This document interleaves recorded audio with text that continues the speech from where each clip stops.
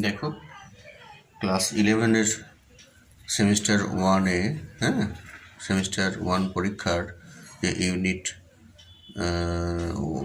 1-এর যে পরপর টপিকগুলো ছিল, প্রথমে দর্শন শব্দের অর্থ, যেটা আমি আলোচনা করেছি।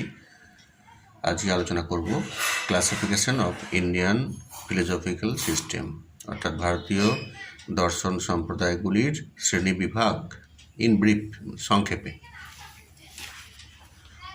ভারতীয় দর্শন সম্প্রদায়গুলিকে প্রথমেই ভাগ করা হচ্ছে আস্তিক বা বৈদিক, স্বরদর্শন। এখানে 6টি আছে। দেখো, 1 নম্বর সাংখ্য দর্শন, এর প্রতিষ্ঠাতা। প্রতিটি এই দর্শন সম্প্রদায়েরই প্রতিষ্ঠাতা আছেন, প্রচারক, প্রবর্তক।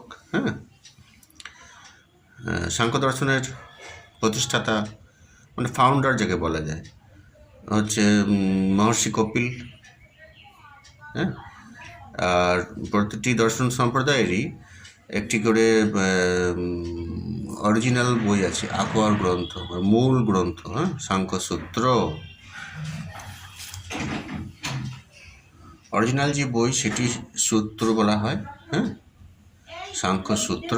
তাহলে বৈদিক বা আস্তিক দর্শন হচ্ছে 6 প্রকার: সাংখ্য, যোগ, ন্যায়, বৈশেষিক, মীমাংসা, বেদান্ত। সাংখ্য দর্শনের প্রবর্তক মহর্ষি কপিল। অরিজিনাল বইয়ের নাম হচ্ছে বা মূল গ্রন্থের নাম সাংখ্যসূত্র। যোগ দর্শনের পরে প্রতিষ্ঠাতা মহর্ষি পতঞ্জল, বইয়ের নাম যোগসূত্র। সাংখ্যসূত্র কার লেখা? কপিলের লেখা। যোগসূত্র মহর্ষি পতঞ্জলের লেখা। এরপরে ন্যায় দর্শন, এইগুলো সবগুলোই কিন্তু আস্তিক। ন্যায় দর্শন মহর্ষি গৌতম। এই গৌতম কিন্তু গৌতম বুদ্ধ নয়, মহর্ষি গৌতম। তো ন্যায় দর্শনের যে মূল গ্রন্থ তার নাম হচ্ছে ন্যায়সূত্র। কার লেখা? মহর্ষি গৌতমের লেখা। বৈশেষিক দর্শন, প্রতিষ্ঠাতার নাম মহর্ষি কনাদ, ঠিক আছে। আর মূল গ্রন্থের নাম বৈশেষিক সূত্র। মীমাংসা দর্শন, প্রতিষ্ঠাতা মহর্ষি জৈমিনী, মূল গ্রন্থ হচ্ছে মীমাংসা সূত্র। একই রকম। বেদান্ত আমরা জানি, বেদান্ত দর্শন আমরা আগের নাম শুনেছি। প্রতিষ্ঠাতা মহর্ষি বাদরায়ণ, মূল বইটার নাম ব্রহ্মসূত্র, বাদরায়ণের লেখা, ঠিক আছে। বেশ, এবার এই যে 6টি দেখানো হলো, এই 6টির মধ্যে আবার দেখো মীমাংসা আর বেদান্ত, অর্থাৎ এই 5 নম্বর আর 6 নম্বর, মীমাংসা আর বেদান্ত, এই দুটো হচ্ছে, এই দুটো সম্প্রদায় বেদ অনুগত বা বেদানুগত। বেদকে স্বীকার করে, পুরোপুরিভাবে এরা স্বীকার করে। আর এই যে সাংখ্য, যোগ, ন্যায়, বৈশেষিক, এরা বেদ আস্তিক তো বটে, বেদকে মানে, কিন্তু তাহলে নিজেদের স্বতন্ত্রতা বজায় রাখে। ওই জন্য এটা বেদ স্বতন্ত্র, এরা পুরোপুরি বেদকে মানে, বেদ অনুগত।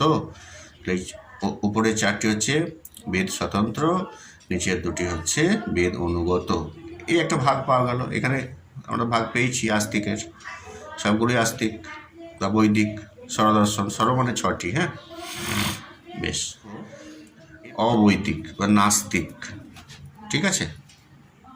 দেখে নাও কী কী আছে এখানে। চার্বাক, বৌদ্ধ, জৈন।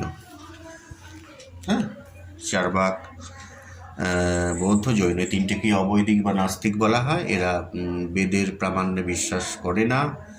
আর আস্তিক যারা, তারা বেদের প্রামাণ্যে বিশ্বাস করে, বেদকে স্বীকার করে।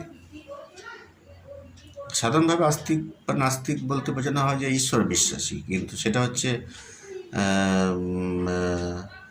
আস্তিক শব্দের একটা সাধারণ অর্থ বা নাস্তিক শব্দের সাধারণ অর্থ।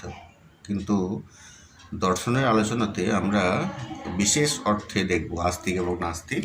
আস্তিক বলতে বোঝানো হয় বেদে প্রামাণ্যে বিশ্বাসী, এবং নাস্তিক বলতে বোঝানো হয় বেদের প্রামাণ্যে বিশ্বাসী নয়, অবৈদিক। কী? চার্বাক, বৌদ্ধ, জৈন।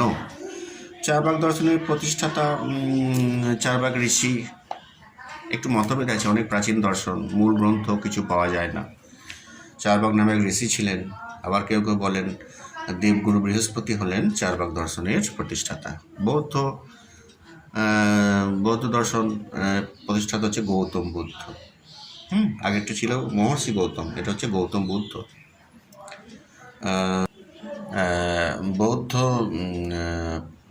দর্শনের প্রতিষ্ঠাতা হচ্ছেন গৌতম বুদ্ধ। বইটির নাম হচ্ছে ত্রিপিটক। ত্রিপিটক কিন্তু গৌতম বুদ্ধের লেখা নয়, মানে ওনার শিষ্যদের দ্বারা লেখা। হ্যাঁ, ত্রিপিটক মানে 3টে পিটক আছে। পিটক মানে ঝাঁপি, বাস্কেট। আর জৈনরা হচ্ছে, এখানে আবার দুটো ভাগ করা আছে। 4 ভাগ হচ্ছে চরমপন্থী নাস্তিক, আর বৌদ্ধ আর জৈন হচ্ছে নরমপন্থী নাস্তিক।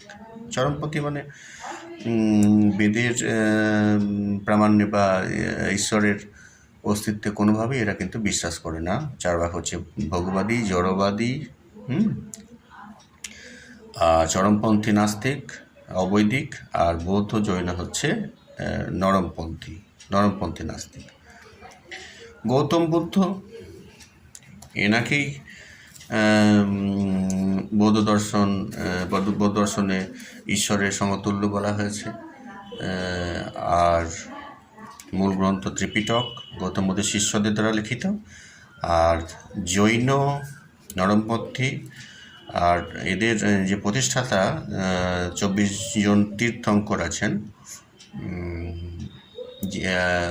যারা কামনা বাসনাকে জয় করেছেন। জিন, হ্যাঁ, এই জিন থেকে জৈন শব্দটা এসেছে, তা মানে সিদ্ধ পুরুষ। তো সর্বশেষ তীর্থঙ্কর হলেন মহাবীর, ঠিক আছে। আর প্রথম তীর্থঙ্কর হচ্ছে ঋষভদেব। তাহলে নাস্তিকের যে ভাগগুলো, সেগুলোর মধ্যে আমরা ভাগ দেখালাম। বৌদ্ধদের আবার ভাগ আছে, এই চারবাকেরও ভাগ আছে, সুশিক্ষিত চারবাক, স্থূল চারবাক, এরকম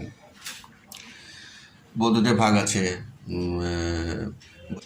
মাধ্যমিক, যোগাচার, সৌত্রান্তিক আর বৈভাষিক, এরকম ভাগ আছে। ডিটেলসগুলো একটু দেখে নেবে তোমরা বইতে।